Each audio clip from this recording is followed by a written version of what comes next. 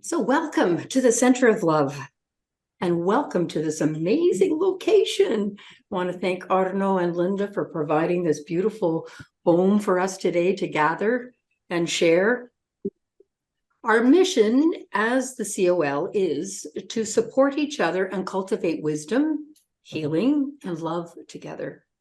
This is a big task and takes heart to create this type of environment where wisdom, healing, and love can gather and be shared with everyone.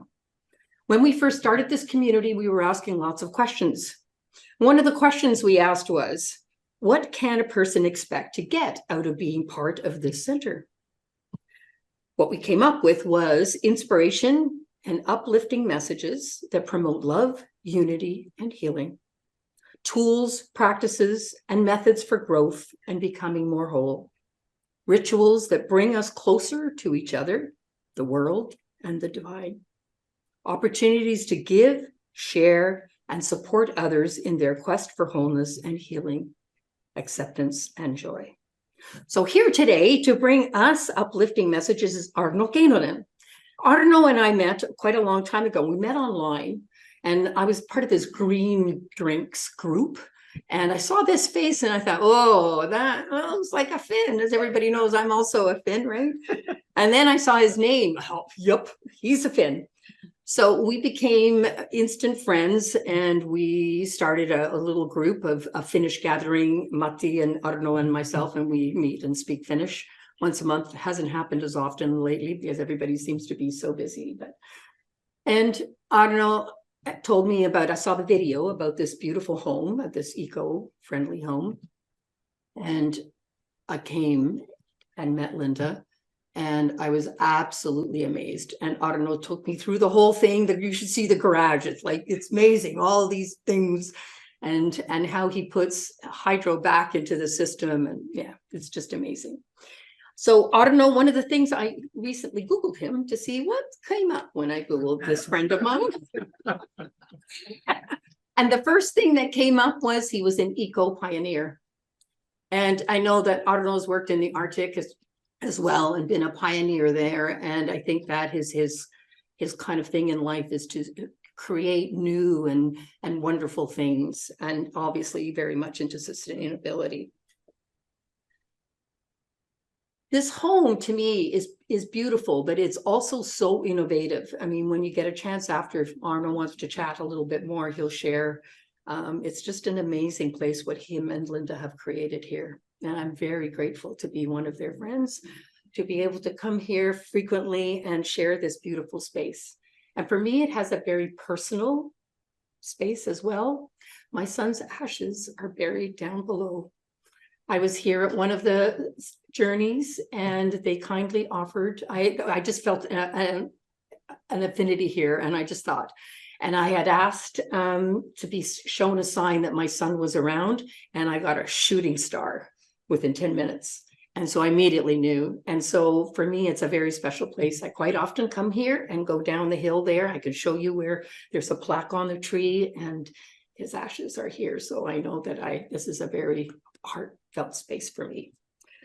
So Arno is just an amazing and innovative man, and I'm so grateful that he's my friend. And now I'll stop talking, and I want to introduce Arno to share his Why Am I Here?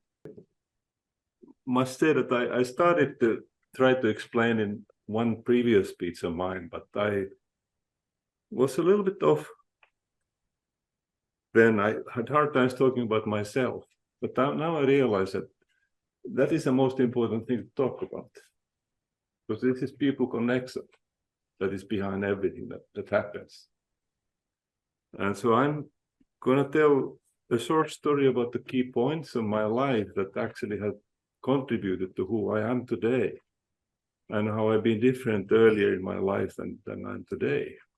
And hopefully then finally conclusion is that given all that, how could I best support the future sustainability of life here and on Earth, and certainly for through the Center of Love participation. So first of all, I just went to Finland and I have major insight. I met my classmates from 57 years ago, first time And it looks like everybody who was born right after the Second World War was in a very similar state of mind, PTSD, it's called, post-traumatic syndrome deficiency. And that caused, in this generation of mine, in the whole country, motivation to prioritize country rather than family or people, and building up the country and building the future. It was powerful revelation to me, because that I didn't realize that that's actually what it's all about. But really, as a consequence of that, then the family and the personal values were pushed to the side, because wanted to do something bigger and good that helps the country and the world forward. So it's always started for me in the earlier part of life on the bigger picture. Now, today is a totally different situation, but I had to get there through a couple of steps here. So how did I actually do things? I was a pioneer, like my father and mother both were pioneers in there. So following parents' example is very natural. So I had very much similar footsteps as my father had in civil engineering. I had it in naval architecture, icebreaking. I was a pioneer in the whole world, ever first to study these most severe ice features, which are the biggest obstacle for all Arctic and ice operations. And that led me to, I did a doctorate about it even. And that was something that nobody else had done. So it actually spread to first Russia and then the rest of the world through my doctorate work, with an invitation to come to Canada, because the Arctic offshore exploration needed exactly that kind of experience. But take or leave the career itself, the main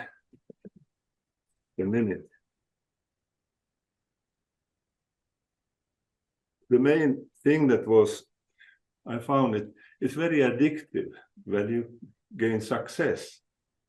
And the personal priorities were not there at all. The success itself feeds itself, it becomes an obsession. You get addicted to what you're good at. But at the same time, then it pushes to the side all these things that the center is all about. So that's been a big revelation that really only has happened slowly, little step at a time here. So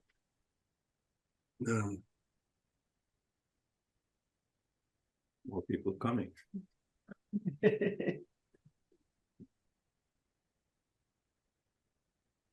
So it turned out that when I moved to Canada, I was then 5 years in charge of Arctic research over the oil company that was in Arctic research.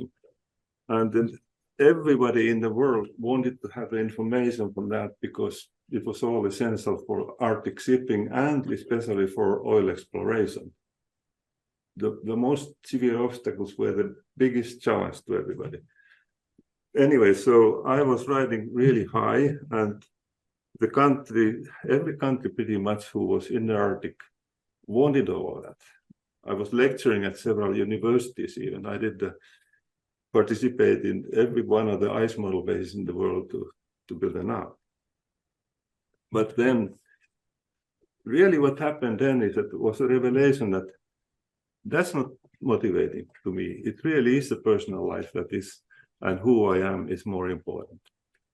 Because I found that two special occasions, for example, is that I didn't get jobs where my expertise was not, it didn't matter how unique it was, because I wasn't good at talking to the people who mattered. All business, I found, all business is people business. If I don't connect with the people who are in the decision-making position, they reluctantly accept what I offer. But that's the end of it. And there's a couple of examples which I shake my head. How could I even live through that?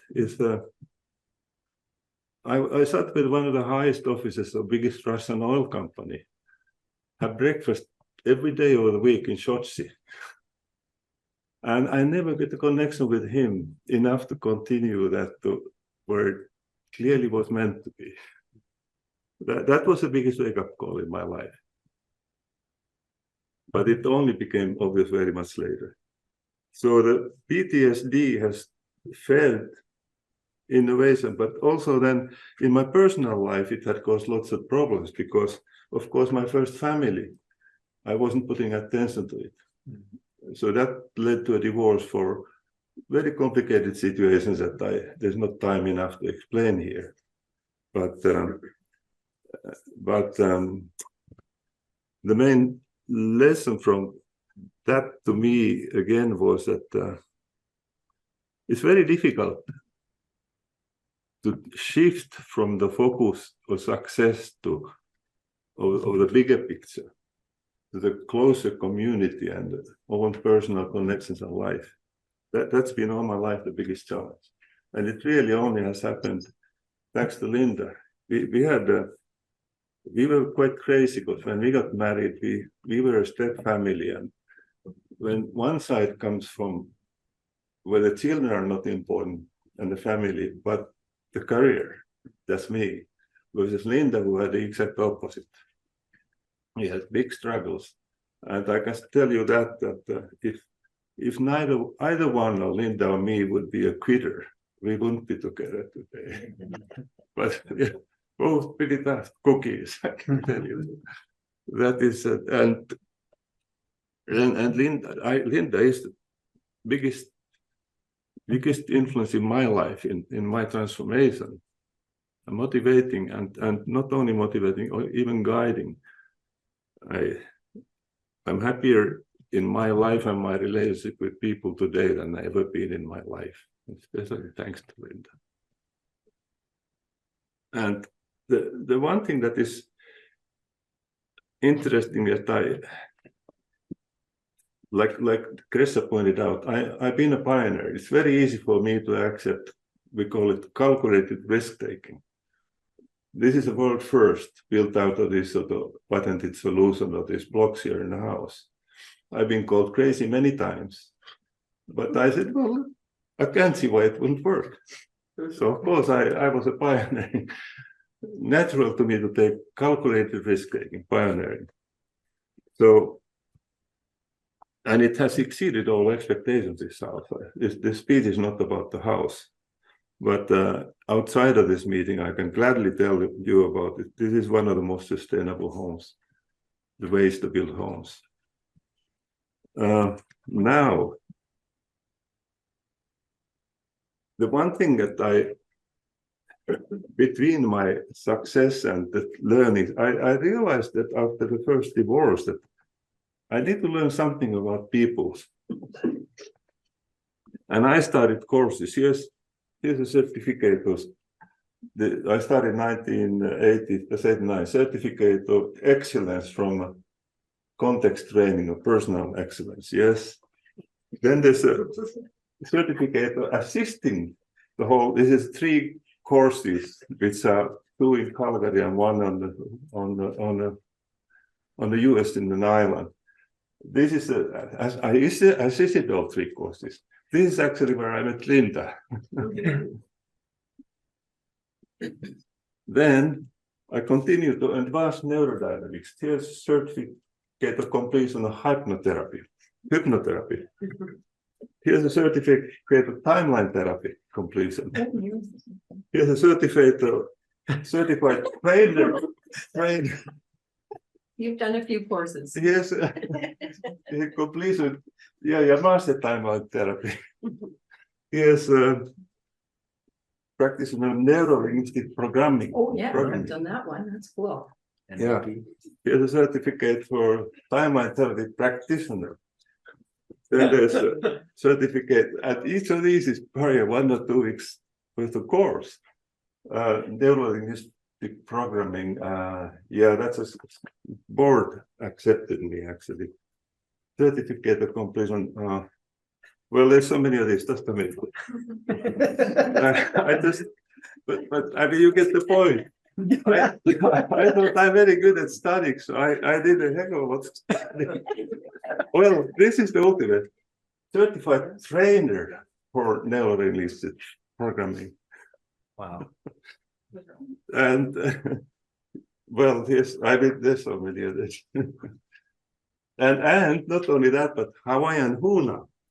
I was learning from the wisest Hawaiian man, George Naoepi.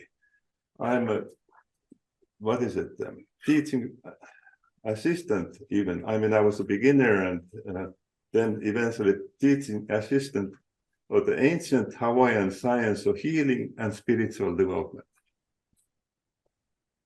Go figure. You must know people really well now. Yes, I thought so, but even then, I think it was after that when I truly woke up. But the one thing that oh gosh, there's too much to talk about actually. One thing that I said, well, the biggest job that I got in my career came about 2 years of those courses, all completed. And now I've been thinking about it. I said, would I have ever gotten that biggest job? That was an 8-year assignment in Russia and first Russian offshore oil. That I was the only foreigner that really was accepted there. I said that without these courses, I seriously doubt that I would have ever gotten that job. Even though I didn't become much more people friendly, but enough obviously at some point that it worked. Okay, so that's very quick summary of the kind of life as such. And I wanted to kind of do, where's the rest of it? Yeah, here. Recently, again, thanks to Linda. Linda's been my absolute ultimate guide. Yes, Wayne Dyer actually has prepared a program called The Shift. I don't know how many of you have seen it. Yeah, I've seen that movie. Yeah, but it is a very powerful one. Yeah. Because one of the things that I wanted to share with everybody here and even distribute everybody a copy that we can even talk about this. That Wayne Dyer said that early in life, the priorities of men typically would be wealth, sense of adventure, achievement, idea of pleasure, and be respected. And then said later in life, the priorities will shift: spirituality, personal peace, family, God's will or sense of purpose, and honesty. So I looked at this, I said, just convinced, how does that fit me? I said, first of all, I said, in the first priorities, the wealth was number one for men. It never been, money never has been driving any priority for me. I'd say that achievement, be respected, and sense of adventure and idea of pleasure were my priorities early. And later in life, I agree with spiritually, personal peace, family, God's will, and honesty. Except for the honesty has been always part of the first list too. So I mean, Finns are honest to the brutal degree, if you call it that way. Yep. So that's kind of my summary of my life. And then the last question, which might be better for discussion purposes, is that how can all of this help forward? I'm doing the sustainable living as pretending with being retired and busy doing in many ways. And similar thinking and the pioneering thinking, I believe that has a really good, strong place in at the community level, especially once I connect better with people. And I alone cannot do any of this. It's something that, I mean, as a community, I think we can jointly do way, way better than anybody alone. And our community here is about giving and sharing. And so if there's any way that you can give, either we'd like to do a talk, or we're always looking for folks to do talks. I was actually thinking about you, Gord. Yes. I think Gord would have lots to share and you could do a great talk. And I'd like to close with a couple of things here. Ram Dass says, I love Ram Dass. Although some moments of union are spontaneously, we can intentionally transform our separateness and invite the experience of interconnection by experiencing compassion and love. The more we live in the soul, the more we love everywhere we look. I have begun to love beings because they just are. I am literally in love with everyone I look at. When you and I rest together in gentle, spacious, loving awareness, we swim together in the ocean of love. It's always right here. There is no separateness and there is no fear. And I'm going to close with kind of a prayer mantra, if everybody is okay with that.